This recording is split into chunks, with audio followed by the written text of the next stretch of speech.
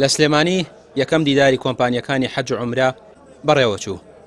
سەرۆکی کۆمپانیا گەشتیارەکان و حەج و عومرە دەڵێت ئاماجیانە لە ڕێگەی ئەو کۆبوونەوانە گرفتەکانیان تاتوێ بکەن، چارەسەری کێشەکانیان بکەن و چۆن بتوانن ساڵانە لە کاتی جێبەجێکردنی فڕیزەی حەج بە شێوازێکی باشتر کۆمپانیاکان خزمەتی حاجیان بکەن.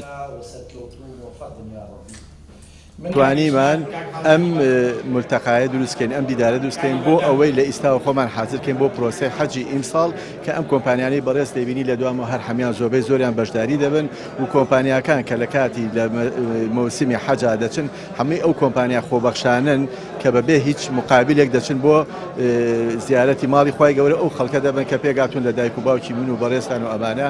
هیوادارم لێرەوە حکومەت ئەوە بزانێت کە ئەم کۆمپانیانە خۆبەخشانە لێرەوە دەچن بۆ ئەوێ هاوکاریان بێ لە ناحیەی باجەوە لە ناحیەی ڕسوماتەوە لە ناحیەی دەستەبەری کۆمەڵاتیەوە، بەڵێ حکومەت بۆ خۆی بۆ کارمەندەکانی خۆی پارە سەرفەکات و پارەی گیرفانشیانەتی و هەموو شتێک، بەڵام ئەم کۆمپانیانەی حەجانە کە دەچن هەمیان خۆبەخشانە دەچن و ئێمە لێرەوە شۆ دەستیانە گوشین چکە هەمووی ئەوانە کاری ئەسڵی کارەکان ئەوانەیە.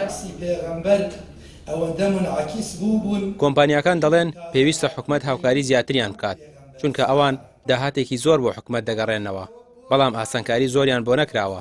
تەنانەت $50 باشدانراوە لەسەر گەشتیاران ئەوانەی دەچن بۆ سونەتی عومرە و لەسەر هیچ وڵاتێکی تر ئەو باجە نییە تەنها بۆ عومرە نەبێت. پێشتریش هەوڵی پەرلەمانتاری هەبووە بۆ لابردنی ئەو باجە، بەڵام حکومەتی هەرێم ئامادە نییە لای بەرێت.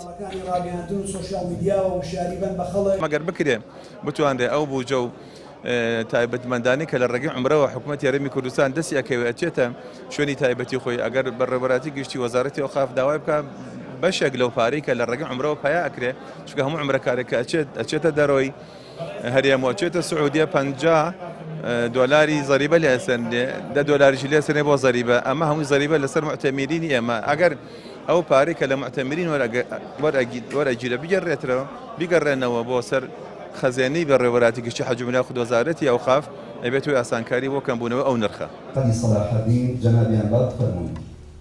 ماوەی چەند ساڵێکە خواست لەسەر ئەنجامدانی سونەتی عومرە و فەڕیزەی حەج لە هەرێمی کوردستان زیادی کردووە. داواش کراوە پشکی وڵاتەکان بۆ ئەنجامدانی فەڕیزەی حەج زیاتر بکرێت چونکە هەیە بە خۆزگەی حەجێکەوە سەری ناوەتەوە و ناوەکەی نەگەڕاوەتەوە. ڕامیار عوسمان کەناڵی پێام، سلێمانی.